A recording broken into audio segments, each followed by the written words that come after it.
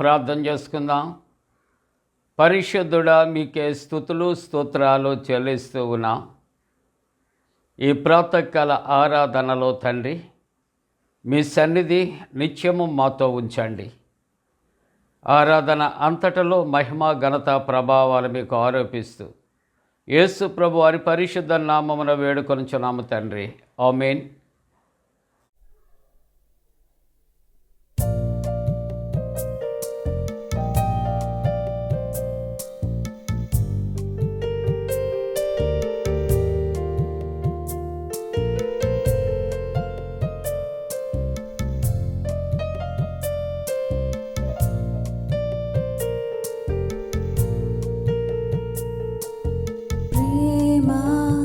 యేసుని ప్రేమ అది ఎవరు కొలువలేనిది, నిజము దీనిని నమ్ము, ఇది భూమి అందించలేనిది. ప్రేమ యేసుని ప్రేమ అది ఎవరు కొలువలేనిది, నిజము దీనిని నమ్ము, ఇది భూమి అందించలేనిది. ఎన్నాడెన్నడు మారనిది నా యేసుని దివ్య ప్రేమ, ఎన్నాడెన్నడు వీడనిది నా యేసుని నిత్య ప్రేమ. ప్రేమ యేసుని ప్రేమ అది ఎవరు కొలువలేనిది,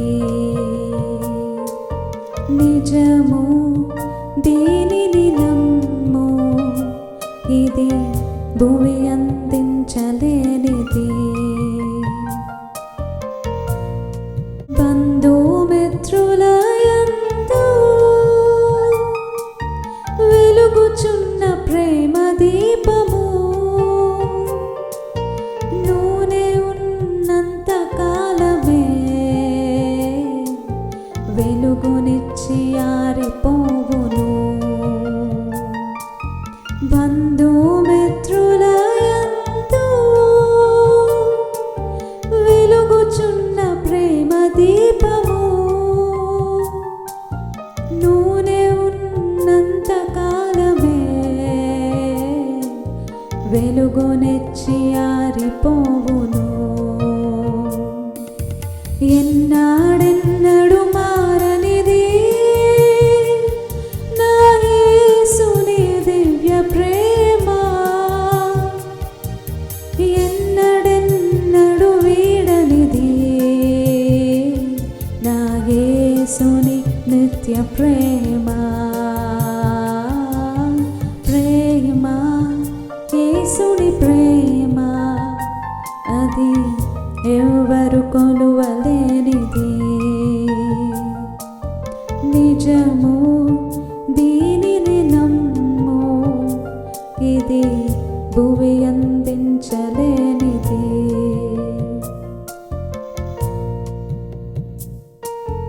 ధరణిలోని ప్రేమలన్నీయు స్థిరము కావు, కరిగిపోవును. క్రీస్తు యేసు కల్వరి ప్రేమ కడవరకు ఆదరించును. ధరణిలోని ప్రేమలన్నీయు స్థిరము కావు, కరిగిపోవును. క్రీస్తు యేసు కల్వరి ప్రేమ కడవరకు ఆదరించును. ఎన్నాడెన్నడు మారనిది నా యేసుని దివ్య ప్రేమ, ఎన్నాడెన్నడు వీడనిది నా యేసుని నిత్య ప్రేమ. ప్రేమ యేసుని ప్రేమ అది ఎవరు కొలువలేనిది.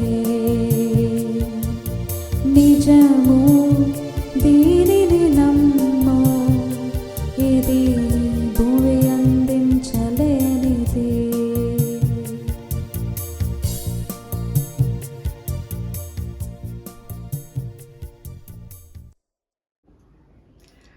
ప్రియా దేవుని బిడలారా, ప్రభు పేరట శుభాలు. జన్మదినాలు, వివాహ దినాలు జరుపుకుంటున్నటువంటి కుటుంబాలకు యేసుక్రీస్తు ప్రభు పరిశుద్ధ నామమున పండు prince and sisters YouTube channel ద్వారా శుభాలు మేము తెలియజేస్తున్నాం. మీ కొరకు ప్రార్థన చేస్తూ ఉన్నా. మరి మీరు కూడా మా కొరకు ప్రార్థన చేస్తూ ఉన్నారా? మంచిదండి, మీకు కూడా వందనాలు ప్రార్థన చేస్తున్నది. ఈ ప్రాతకాల ఆరాధన కొరకు ఏర్పాటు చేయబడిన పరిశుద్ధ వాక్యాన్ని చదువుకున్నాం. అందరము కూడా పరిశుద్ధ గ్రంథాలు తెరచి యెషయా గ్రంథము 66వ అధ్యాయం, యెషయా గ్రంథము 66వ అధ్యాయం మొదటి వచనాన్ని కలిసి చదువుకుందాం. యెహోవా ఇలాగూ ఆజ్ఞ ఇచ్చుచున్నాడు, ఆకాశము నా సింహాసనము, ఆకాశము నా సింహాసనము. మంచిదండి, ఈవేళ దేవుని యొక్క వాక్యాంశము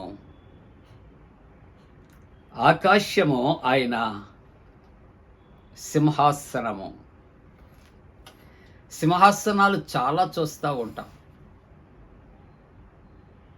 మనం. జరుపుకునే ఫంక్షన్స్లో చాలా రకరకాల విలువైనటువంటి సింహాసనాలు, నాటకాలు వేస్తూ ఉంటున్నప్పుడు రాజులు వారు వేసుకునే వస్త్రాలు, అలంకరణ, కిరీటము, ఇవన్నీ కూడా మనం ఎరిగినటువంటివే. ఈవేళ ఆశ్చర్యాన్ని కలిగించే ఒక విషయం ఏమిటని ఆలోచన చేస్తూ ఉన్నప్పుడు ఆకాశమట ఓ ప్రత్యేకత కలిగి ఉందట. ఏంటో చెప్పండి? అవునండి, ఆకాశము ఆయన సింహాసనం. ఆయన ఎక్కడ కూర్చుంటాడో చెప్పండి? ఆకాశము మీద ఆయన కూర్చుంటాడు. అందుకే దైవ గ్రంథంలో వాక్యం అంటుంది, ఆకాశమందు ఆసీనుడయ్యున్నవాడా. ఎక్కడ ఆసీనుడయ్యున్నాడు చెప్పండి? ఆయన ఆకాశము మీద ఆసీనుడయ్యున్నాడు. ఆకాశము నా సింహాసనం. ప్రపంచవ్యాప్తంగా పోరాటాలు దేనికి జరుగుతున్నాయంటే, గ్రౌండ్ లెవెల్ మొదలుకొని మనము ప్రపంచవ్యాప్తంగా ఆలోచన చేస్తే దేని కొరకు? ఆ సింహాసనాన్ని అధిష్ఠించటానికే. తెలుగులో చెబితే అచ్చ తెలుగులో పదవుల పిచ్చి. ఏమండి, ఎవరైనా ఒకవేళ ఆ సింహాసనాన్ని అధిష్ఠించాలనుకుంటే కింద ఉన్నటువంటి వ్యక్తులు కాలు పట్టి లాగేసే పరిస్థితులు ఎదురవుతున్నాయి కదా. దైవవాక్యం ఏమంటుందంటే పదవులు నియమించేవాడు ఆయన. మరి రెండవ మాట, పదవులను తొలగించేవాడు కూడా ఆయనే. ఆయన చేతిలో ఉంది అధికారం. కాబట్టి లోక సంబంధంగా ఆలోచన చేస్తే మన అమెరికా వంటి దేశాలు ఒక్క నిమిషం ఆలోచన చేస్తూ ఉన్నప్పుడు ట్రంప్ గారిపై హత్యా ప్రయత్నం జరిగింది. ఎందుకు అని ఆలోచన చేస్తే ఎవరికి వాళ్ళు నెగ్గాలనే ప్రయత్నాలు, ఒకరిని ఒకరు అడ్డు తప్పించుకోవాలనే ప్రయత్నాలు. విచారకరం కదా. ఒకవేళ ఈ పోరాడి గెలిచి సింహాసనాన్ని నువ్వు దక్కించుకుంటే రేపు రోజున ఆ సింహాసనం నీకు స్థిరమైనదా? There is a question mark. ఒకవేళ నీవు ఎటువంటి ఎబిలిటీ కలిగి నువ్వు దాన్ని ఆ సంవత్సరాలు సంపూర్తి నువ్వు చేయగలిగినది దేవుడు ఇచ్చిన తరతరాలు స్థిరంగా అదే సింహాసనం మీద నువ్వు కూర్చుంటావా? ఆలోచన చేద్దాం. కానీ ఉదయకాలపు ఆరాధనలో మన దేవుని సింహాసనము అటువంటి సింహాసనము కాదు.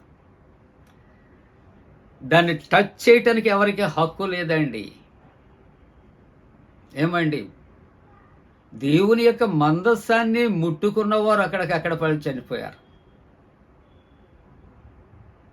దేవుని యొక్క సింహాసనం విషయంలో యెషయా గ్రంథం 6వ అధ్యాయంలో అత్యున్నతమైన సింహాసనం ఆసీనుడయ్యున్న వారిని చూచాను. 6వ అధ్యాయం చదువుతూ ఉంటే ఆయన యొక్క ప్రత్యేకత, సింహాసనము, కెరూబులు, సెరూబులు, గాన ప్రతిగానాలు, ఇవన్నీ కూడా వండర్ఫుల్. కాడు ప్రభు అంటున్నాడు, ఆకాశము నా సింహాసనము అని ప్రభు సెలవిస్తూ ఉంటున్నాడు. 11వ కీర్తన 4వ వచనంలో యెహోవా సింహాసనము ఆకాశమందున్నది. 103వ కీర్తన 19వ వచనంలో యెహోవా ఆకాశమందు తన సింహాసనమును స్థిరపరిచి ఉన్నాడు. ఇంకా అది ఎవరు కదపటానికి అవకాశమో లేనటువంటిది. ఆయన అన్నిటి మీద రాజ్య పరిపాలన చేయను. ఆకాశమందు ఉన్న సింహాసనం అధిష్ఠించిన త్రియేక దేవుడు.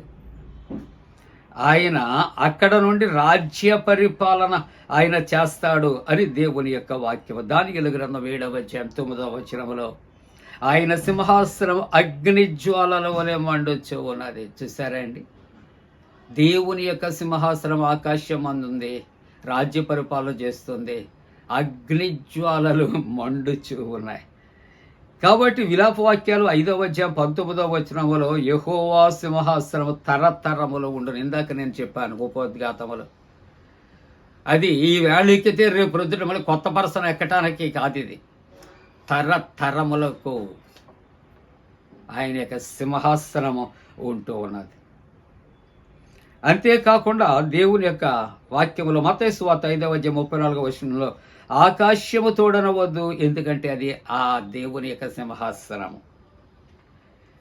ముగింపుగా ఇర్మియా గ్రంథము 17వ అధ్యాయము 12వ వచనంలో ఉన్నత స్థలము నుండి మహిమగల సింహాసనము ఉన్నత స్థలములలో ఉన్నది. ఆ సింహాసనం ఎటువంటిది అంటే మహిమ కలిగినటువంటి సింహాసనము. మొదటి నుండి అది మా పరిశుద్ధాలయ స్థానము.